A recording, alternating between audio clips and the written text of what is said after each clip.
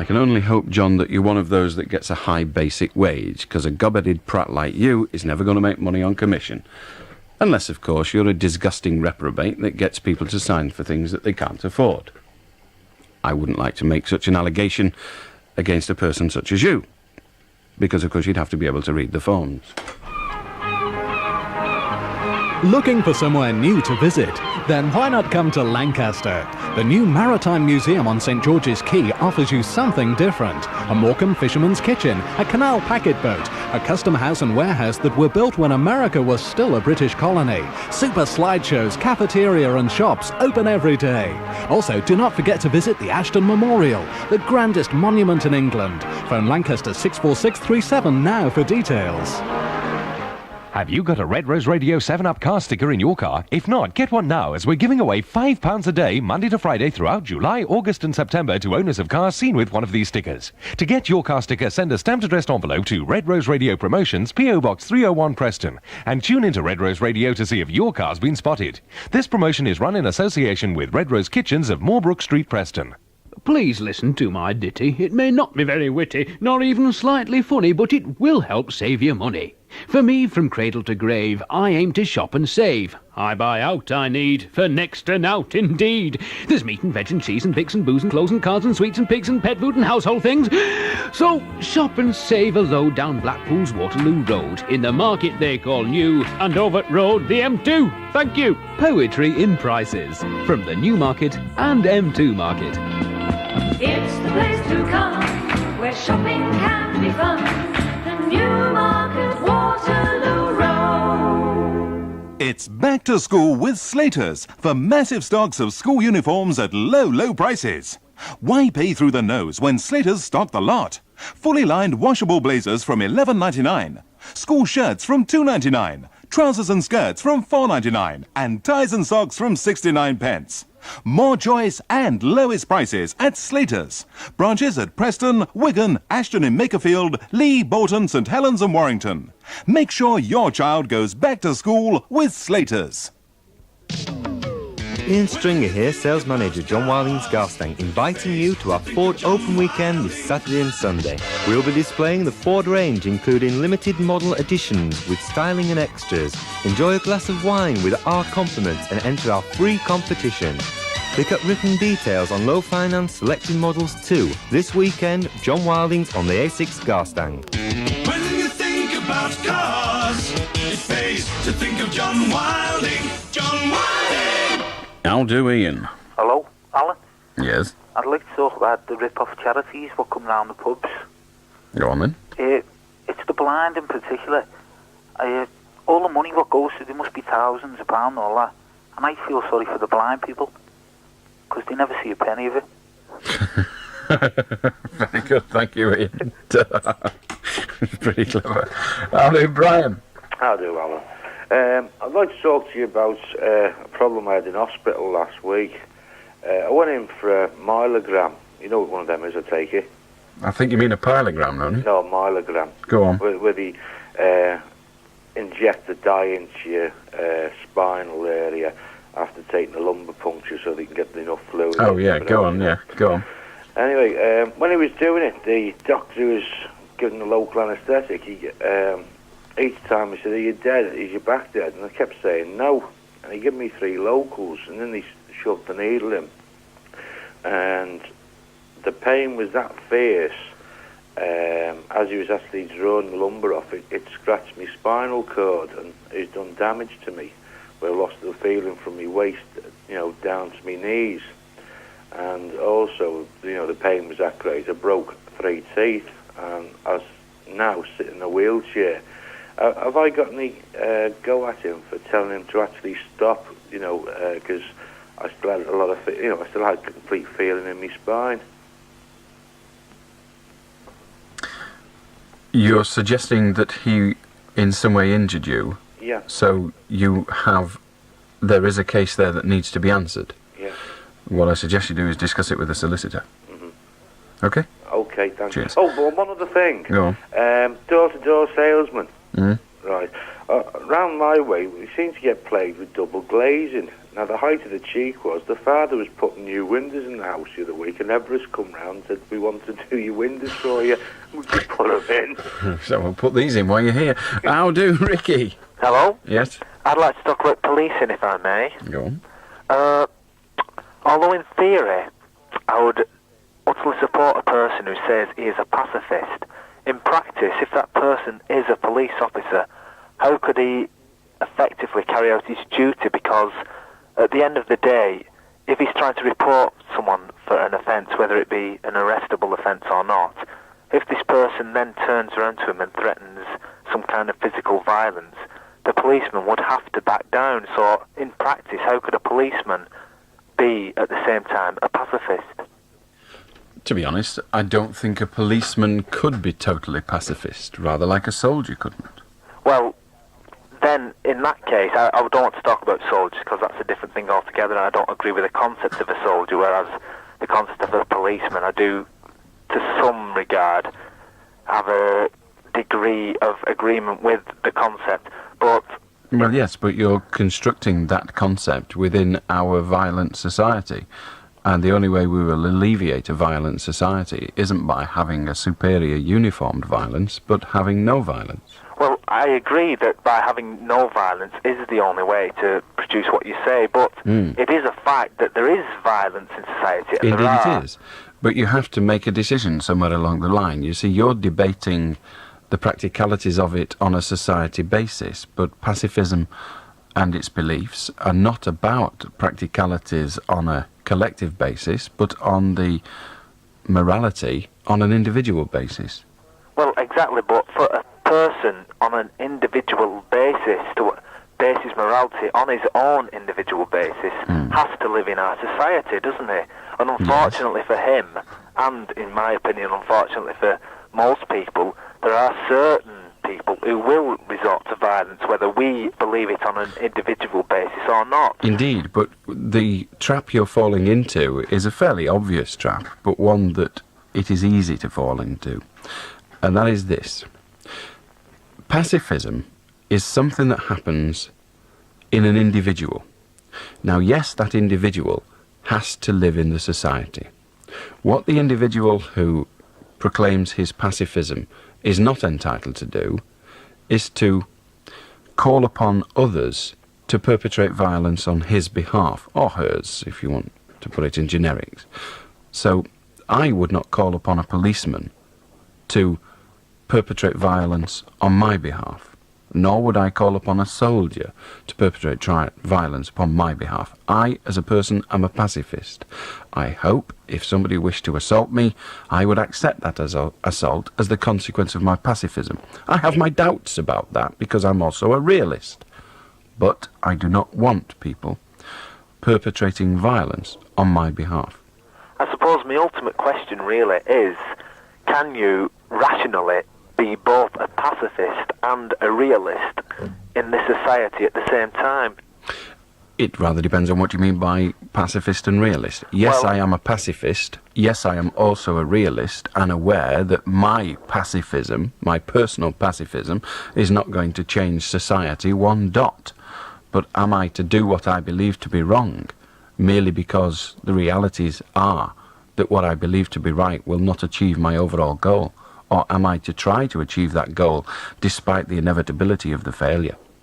Well, I suppose now you've admitted that pacifism, well, correct me if I'm wrong because I don't want to put words in your mouth, but that seems to me you've admitted that pacifism is, in this society, inevitably a failure. Yes. Well, thank you very much for talking. I've never suggested anything else. I have always said that pacifism in this society, in this generation, is not going to stop violence. It is only going to stop my violence. I can't prevent it. I can't prevent violence being perpetrated upon me. However, I will never, and nobody else will ever, achieve a peaceful state until enough people decide that the only way to get there really is to not be violent. Yeah, I do agree with that, but again, we're just talking purely in theory and not in practice, because unfortunately, whoever's fault it is, I don't know, but there are a hell of a lot of people who will never even understand that point, never mind. Absolutely, but being right, and that's awfully arrogant, but being right is what's important. Being wrong for the right reasons is worth nothing to me. Mm-hmm. Can I just put forward to you a scenario? It's quite a childish one, but I'd be quite interested in your reactions to it.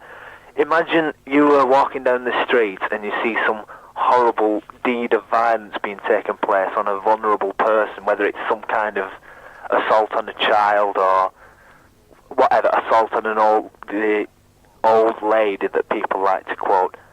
What would your reaction be? I know I've heard you in the past say you'd like to talk to the person or put yourself in a position where they have to perpetrate violence against you first to give the other person the opportunity. But constraining violence I would not approve of. I'm forced to say that, again, to come back to that awful reality that we must live with, I am a human being. And my reaction may well be to physically abuse them. I do not know. I hope not. I hope I have the courage to use whatever emotional power is within my grasp, if you like, to not perpetrate violence. I believe that what you're talking about is courage, but it's not courage in an admirable sense. I'm not looking for plaudits. I'm simply saying that I hope I would have what I perceive to be the courage. You can use whatever word you wish. It is the only word I have available, but if you have others, be that cowardice or whatever, then use it. It doesn't matter. I'm not trying to get your agreement. I'm trying to answer your question. Mm-hmm. Well, let's put the question again, because unfortunately I don't think it has been answered. Imagine now, at this very moment, two people came smashing through one of the windows in your little room, wherever you are in Preston. Yes. One was some kind of child, completely vulnerable, and the other was a nutter with a knife going for the child. Mm-hmm. What would you do now? I know you've said you don't know. Well, if you want the real answer, that is the real answer. If you want the emotional answer, I will give you that. If you want what I perceive to be the can I rephrase the question slightly? Rephrase it any way you like. What would you like to think your action would be in those circumstances? I would like to think, and only like to think, that my action would be to put myself between the person and his or her victim, and maybe become just another victim. That is what I like to think. Yeah. That is what would please me most. However, I do live in a real world, and I feel sure that the draw for me to become involved and to disarm the person would be very great indeed. Whether I would succumb to it, I know not. Okay. Well, I'd just like to say that's a far more satisfying conversation I've had with you than the one I had with you in Blackpool when you thrust the mic in front of my face and I said, will you go to bed with me? In which you said, only if you give me a Mars bar, and unfortunately I didn't have one. Okay, good night, Alec. Yeah, may not be good, but I'm cheap. How do, Stuart? How do, Alan? Yes. Last night he had a chap on about the Dungeons and Dragons, and you asked him if he would send a book in to you. Yeah. So you could have a quick look at it. And he refused. Well, I've got one here, actually, that I can lend you. It's Advanced Dungeons and Dragons. I'll tell you for now that I never borrow books. No. And the reason I don't borrow books is because I can never guarantee to return them. Well, I can guarantee that, actually, because I've got another book here called The Book of the Sacred Magic by Abram Mellin the Mage. And on the back of this book, it says that there's magical squares and talismans for flying through the air, opening locks without a key, obtaining unlimited supplies of gold and silver, healing diseases diverse as leprosy and seasickness. And I've got one inside here that actually will allow me to get my book back. So you'll have no problem there. And if you want the book, actually, you can buy it off me for £2.95. Ah, well, you see, that's where it breaks down. I'm far too parsimonious for that. Never mind. Okay, Alan. Ta-ra. Ta-ra. We shall talk to John very shortly. Thinking of changing your hi-fi? Call into Lang Video Audio at Crumpton Street, Wigan and Nersley Street, Bolton, the North's leading part exchange hi-fi specialists. Ring Wigan 323 897 for details now. Carpets. We've hundreds of rolls to choose from. Prices start at 50 pence a square yard. Yes, only 50 pence. At the Carpet Supermarket, Fletcher Road off Ribbleton Lane, Preston. Open 7 days a week. Also at Long Lane, Aintree. Come to Lonsdale Landscapes this Thursday or Friday and you'll see a selection of houseplants like you've never seen before. There's hundreds of different varieties, including many rare ones on offer. But for these 2 days only, we're even staying open later till 8 p.m. and there's a free glass of wine. So why not call in at Lonsdale Landscapes? We're on the A6, just north of Carnforth. Hello, John. Oh, Alan. Yes? I got Charlie Guardian tonight, and there's a picture of you on bike because of this Red Rose cricket match with Ashley Village. And don't take it as offence, right, but you look like a rabbit. A rabbit? Yeah. Do I have long ears? Well, fairly. But Fairly long. Well, I wonder who's drawn those on. I don't know. Well, I don't mind looking like a rabbit. I was just wondering who'd put the ears on, because my ears are not long. They're quite large. They stick out. But rabbits' ears don't stick out. They stick up. But then, when you have a sex life like mine, I suppose it's inevitable that you'll look like a rabbit. Still, you get hold of that again and you go back and please yourself. How do, Sharon? Hello. First of all, I sent an application off for a driving licence and I had it fail because I'm epileptic. And what I want to know is who it is that I send off to appeal against it. Off the top of my head, I don't know. Does it not tell you on the refusal form? No, it doesn't. It doesn't. In that case, I suggest you get in touch with Citizens Advice Bureau. I think you have to go to the magistrates, in actual fact. But I think your best course is the Citizens Advice Bureau. Ask them. I don't know. Okay then, thank you. Cheers. Bye-bye. How do, Dave? How do, Alan? Yes? I'd like to talk about something that happened to me tonight. I went to a large superstore and I walked in and I purchased something from inside. And there's like two separate parts where you have to pay. There's one actually inside the store and there's one as you walk out. And I purchased some goods and I was walking out through this side door thing. It wasn't a side door, it was just like another entrance. And I got stopped by a security officer and he asked me to have a look, if he could have a look at the receipt, and I said no. And I refused because I thought, why should he have a look at the receipt? I haven't stolen nothing. So he goes, oh, I'll have to ring the police then. So he rang the police and that, and the police came and they arrested me then. So I was wondering what my rights would be on that. Well, you presumably had the evidence there. Yeah. So what have they arrested you for? I don't know. Well, to arrest you, they'd have had to quote your charge, wouldn't they? Yeah. Well, what charge did they put? No. They just arrested me and then held what? me in custody for about 2 hours. Yes. And that was it. And that was it? You let me go then? I'd get yourself a lawyer if I were you. Yeah, right. Okay. Thanks for your note, bye. Ta. How do, Wendy? Hello, Alan. Yes. A young lady phoned last night called Sharon, something about changing her surname. Yes. And you told her that she had to be 18. Yeah? Yes. I believe you was wrong. When I was 16, I had my name changed by depot. You had your name changed, but you didn't change it. Yeah, I went You to can't. the No, solicitors and had it listen. done. You are not allowed to change your name at 18. Others are allowed to get it changed for you, but you are not. It's not your name.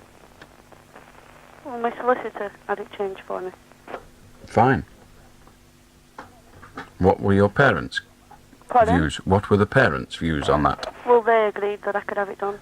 What did I say? You cannot get it changed. Your parents have to be involved. Oh, and obviously... Sometimes I'm wrong. On this occasion, I'm not. Oh, right. Good night, love. Bye. Find Finesse in the Hounds Hill Shopping Centre, Blackpool. And you've found the handbag and luggage sale you've always dreamed of. Finesse is the handbag and luggage superstore selling quality handbags and luggage from all the leading names. Hurry to Finesse while stocks last. Finesse offer a wide range of handbags reduced by up to 50%, selected Antler, Samsonite and Delsey luggage reduced by 20%, and many other bargains. So for those special sale bargains, remember to shop with Finesse, Hounds Hill Shopping Centre, Blackpool. Carpets. We've hundreds of rolls to choose from. Prices start at 50 pence a square yard. Yes, only 50 pence. At the Carpet Supermarket, Fletcher Road off Ribbleton Lane, Preston. Open 7 days a week. Also at Long Lane, Aintree.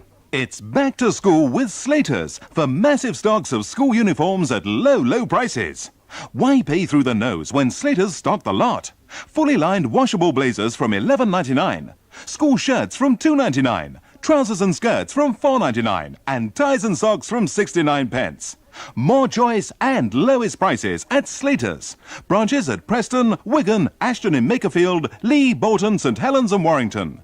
Make sure your child goes back to school with Slaters. How do Tony? Hello, Alan. Yes? I'd like to talk about the pay rise by the MPs. Go on. I'd like to ask your opinion, really. Well, you're don't. So wise. Well, don't. Oh, please. No. All right, well, I'll tell you my opinion. Is that all right?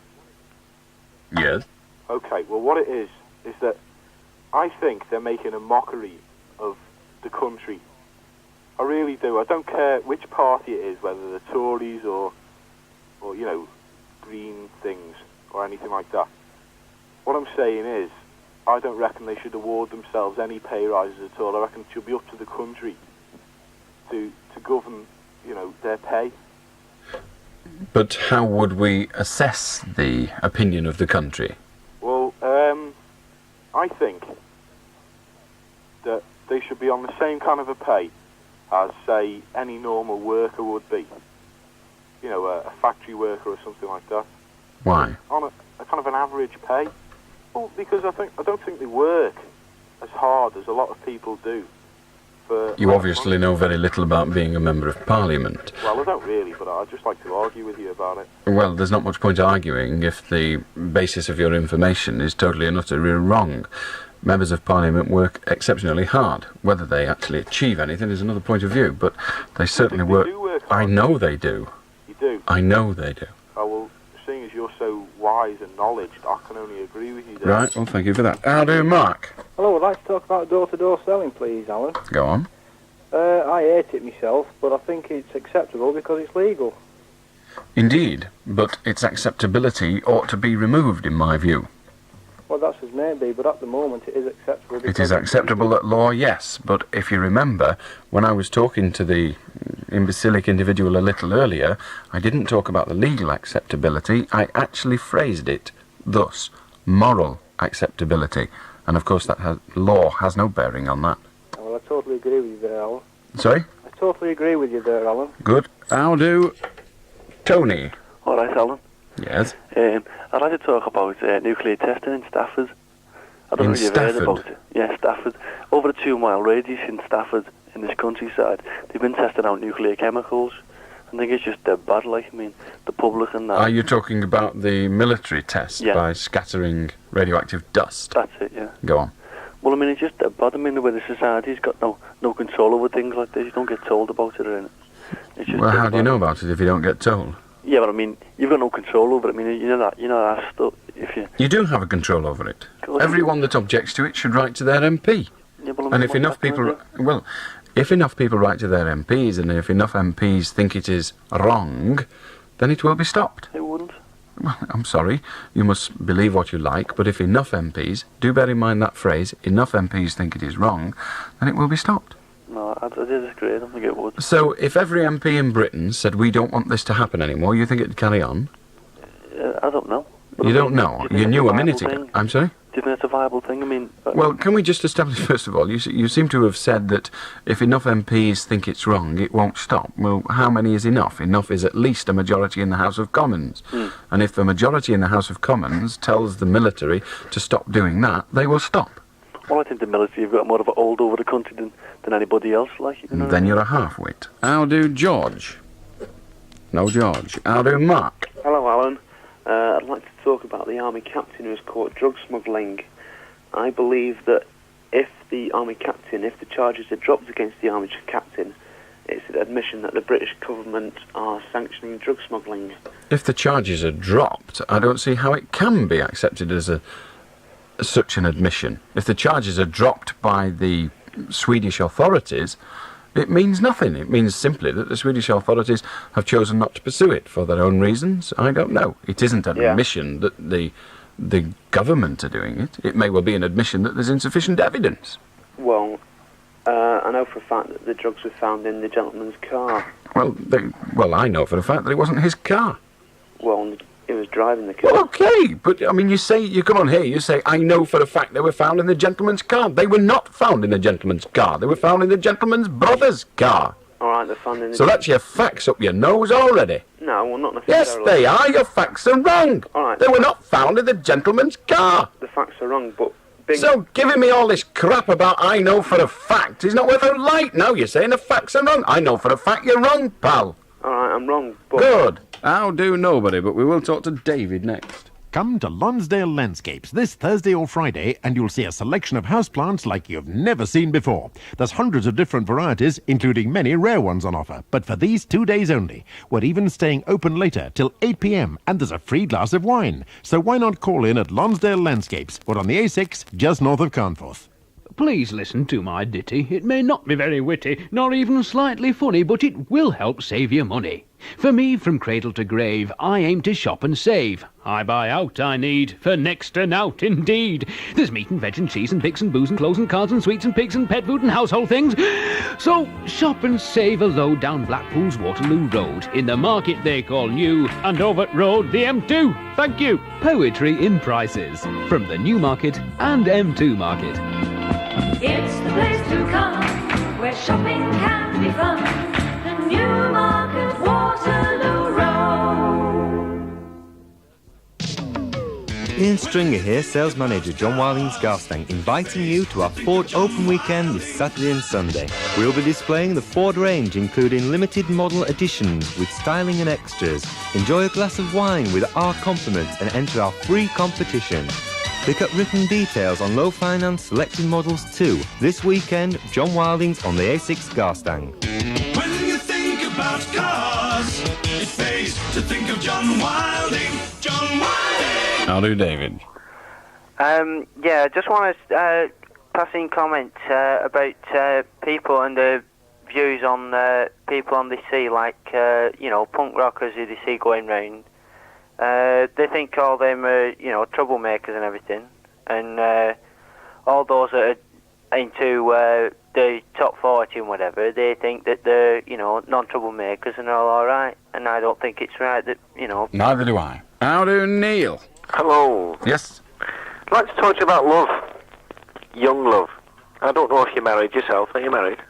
I'm not married to myself. No, you're not married to yourself. Well, has any youngster between the age of, say, 16 and 20 ever come to you and said, I'm in love with such and such a person? Yeah. Yeah. And what was your reaction to that when they said it? I don't remember.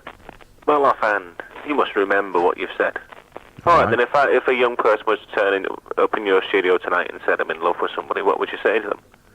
I don't think I'd say anything. I'd probably say congratulations or some other platitude. So you can honestly turn around and say you'd say that, yeah? No, I can't.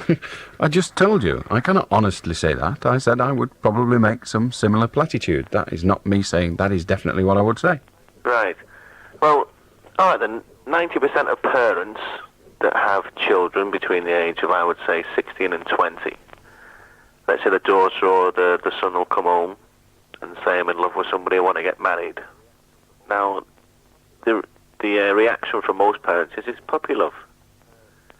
Now, how can a parent, whether it be their own child or somebody else, discuss or say what their child is feeling? I don't think they can, in truth, but what they do know is that statistically the chances of a relationship that starts between the age of 16 and 20 will not continue to the age of 80. Does that make it right because statistics say that? No, it doesn't make it right, but a parent only has his or her own experiences with which to guide their child. And their experience includes the statistics of life. But then you're still referring to statistics. Statistics don't count when you talk about somebody else's life. The truth is that they do. You cannot. It is not possible to know what is going on in another person's mind. Yeah, you've said the key thing there, then. Indeed. Or their emotions. But if you have or perceive yourself to have some responsibility for their care, then you have to do it with what information you do have available. And if that information is tenuous but statistical, then you must use it. But statistics don't count when you're talking about yourself. Statistics don't count when you're talking about yourself, but they are all you have to go on when you're talking about somebody else. No, it's not all you have to go on. What else do you have? You have to go on I mean, if you're... What else do you have? Pardon? If your 19-year-old son says to you, I am in love and I wish to marry Mabel, and you think, well, he might be, then again he might not be, but I personally, and I'm not talking about me, this is the pretend parent, I personally don't think that relationship has much chance of success. Now, to be honest, I don't think many parents make the decision on the basis of statistics. I think they make the decision on the basis of their concept of their child, the way they see their child, the way they've seen the relationship. That's fair enough, yeah. But let's say that the parent, for some reason, only known to them, dislikes the said girl or the said boy or whatever. That is bound to influence their decision. I think it is absolutely bound to influence their decision. I really don't understand the point of this conversation, other than to work up to the point that the parent cannot get it right every time. Well, the point of the conversation is that I get the feeling that most parents tend to deter young people from A, falling in love, and B, to get married. And I can't see the Well, point I of don't that. think they deter them from falling in love, because that would be a pointless exercise. But yes, they very clearly deter them from getting married. And one of the reasons they do so is their own experiences. And the experience of most people who are 32, 33 years of age with a child or two. Well, for a 16-year-old child, they're going to have to be a little older, aren't they? So let us move it on a little and say 42, 43-year-old. Some person of that age who got married at, say, 20, probably perceives and probably feels that they missed out on something. They perhaps think that they should have lived a little first. Well, who are they to determine someone else's life? They are their parents. They created that life. That doesn't give them any rights or wrongs. But your question was, who are they? That's who they are. Oh, it's been enjoyable speaking to you. Thank you very much. Okay. Bye. How do? Linda. Hello, Alan. Yes? I'd like to talk about residential homes for the elderly and the recent media coverage that's been given to the subject. Yeah. I wondered if I may relate an experience that I had with one of these type homes. You may indeed. I was interviewed for a job as a night care assistant. Was given the job and turned up on the appointed day at 5 o'clock in the afternoon. And the entire home was handed over to my care by a 15-year-old girl, and I was left in sole charge with absolutely no experience for 9 old people who were on, I think they're called restricted drugs. I had to take care of 9 people from 5 p.m. until 10 a.m. the next day, including meals, putting them to bed, bathing them, and dishing out the drugs, etc., etc., etc. And I had absolutely no experience, which was known to the owner at the time.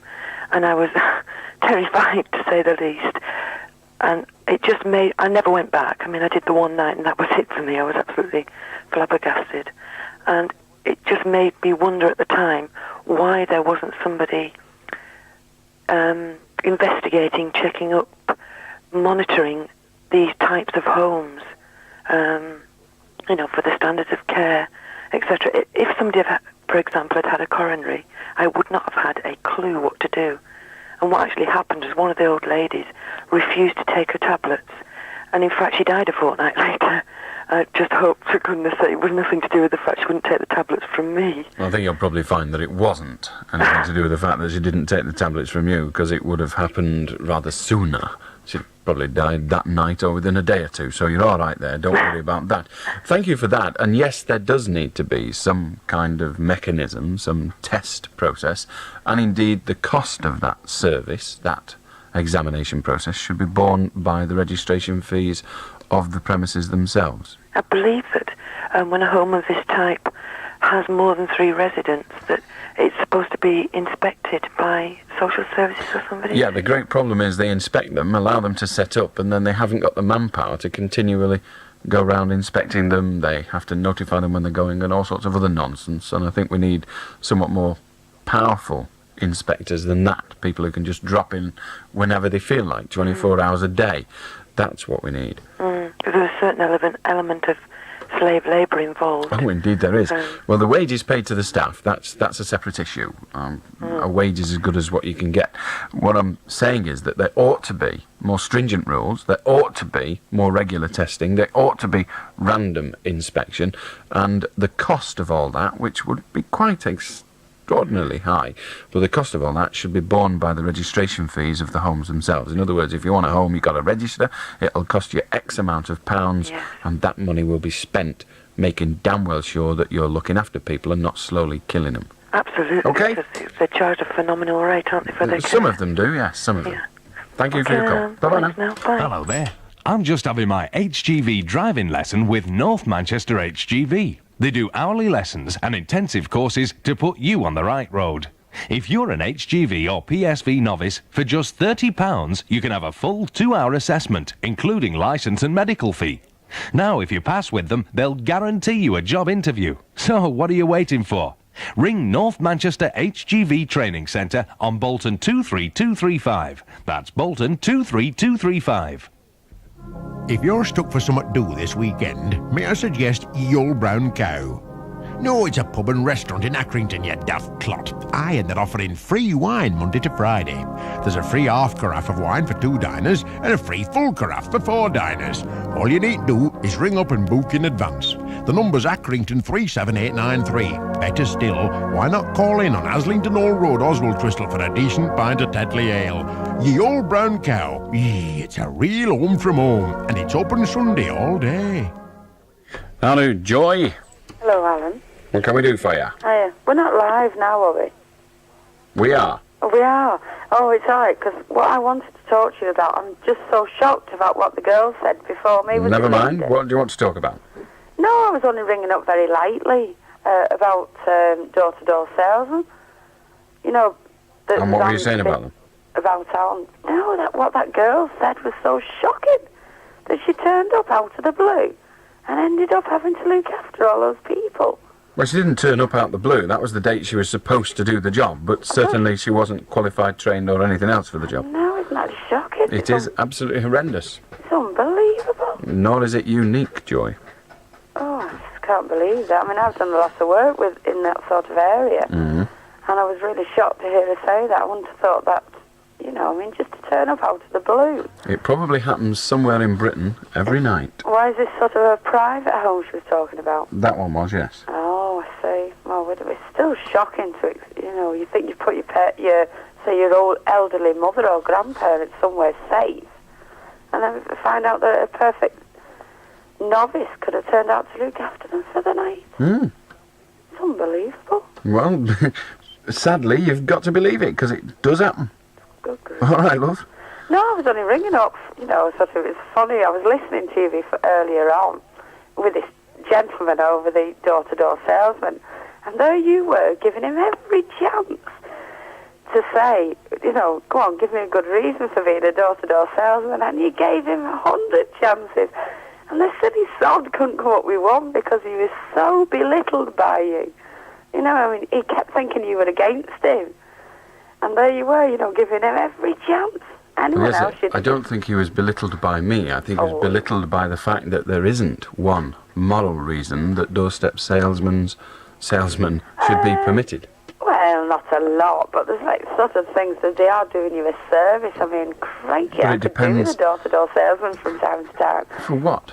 Well, I don't get the time to go out for tea towels and stuff like that. Tea towels? Well, you know, when they come to the door for charity. Well, it's hardly a last-minute thing when you run out of tea towels. Next time you're shopping, buy a few. And I never get the chance to go Of course you buy a few. Where do you buy your loaf?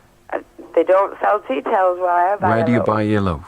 In the local bread shop. In the local bread shop. And is that the only shop in the street?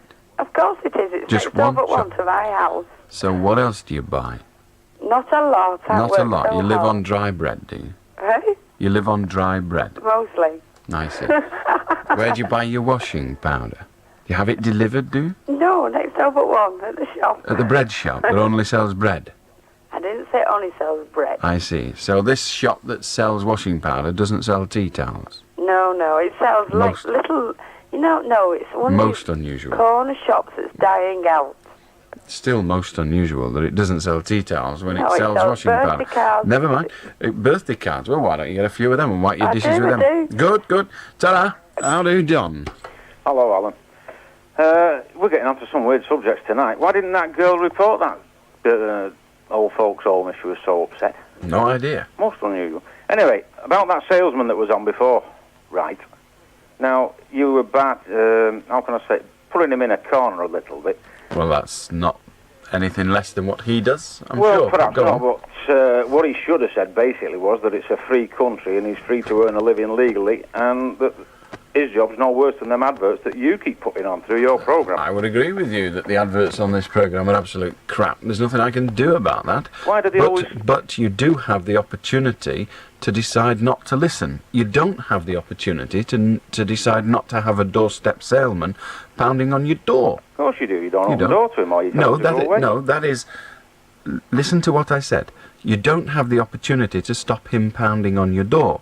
You have the opportunity to ignore him from pounding on your door. You have the opportunity to ask him to stop, but you don't have the opportunity to prevent him.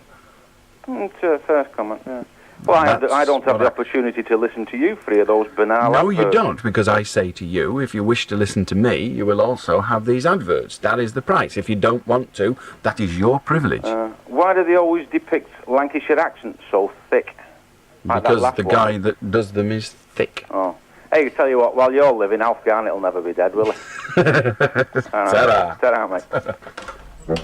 In our mid-season clearance, Dave Barron brings you unrivaled offers on new ABI touring caravans while stocks last. Come and find out how we can save you hundreds of pounds and still give you the after-sales service you'd expect from Lancashire's most successful caravan dealer, Dave Barron, #1 for choice. And why are we #1? Because we have 5 acres of caravans, 27 years experience, and we put you first. Dave Barron Caravans of Coppell.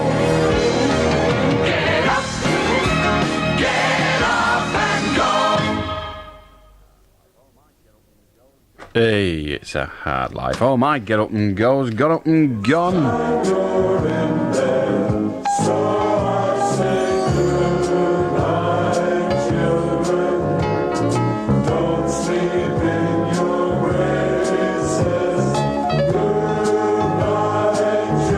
Well, Mike Day is with you for the next 4 hours. The news is immediately next, followed by Mike Day for 4 hours all but.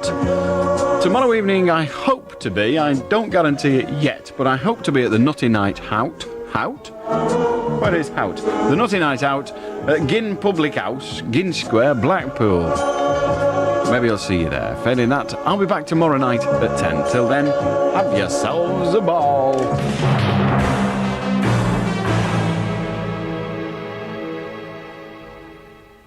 The 2 o'clock news, this is Mike Carson.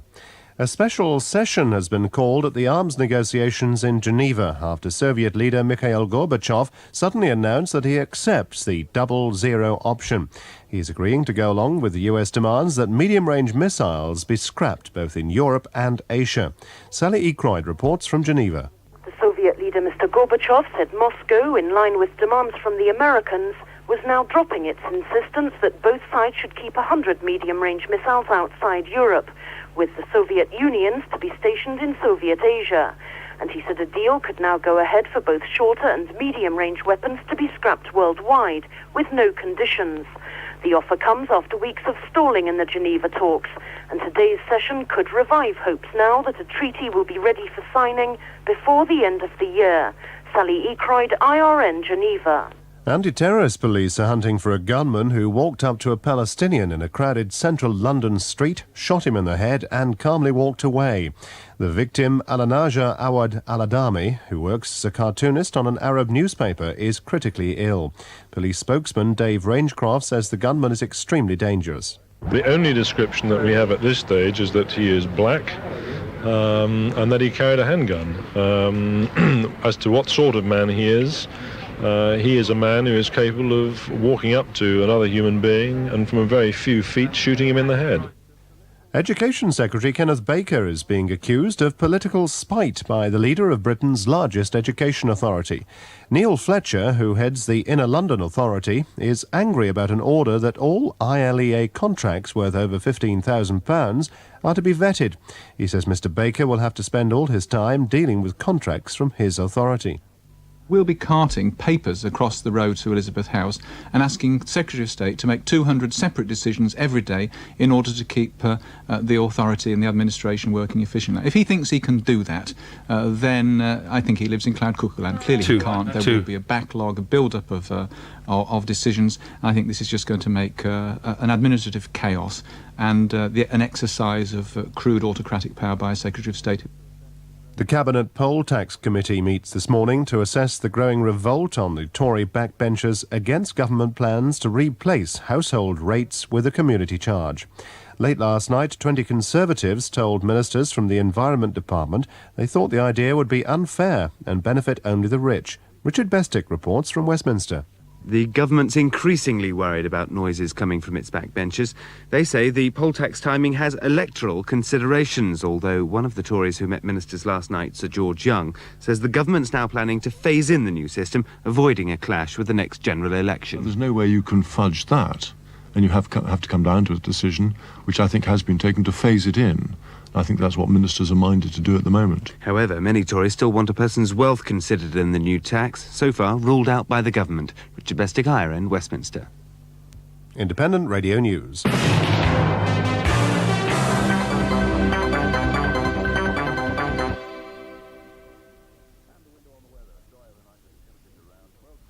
And the window on the weather, dry overnight with the temperatures around 12 degrees Celsius, that's 54 Fahrenheit. There'll be some mist and fog to start with this morning, but this will clear to make way for sunshine by the afternoon, with temperatures rising to around 9 degrees Celsius, that's around 66 degrees Fahrenheit, which is about average for this time of the year.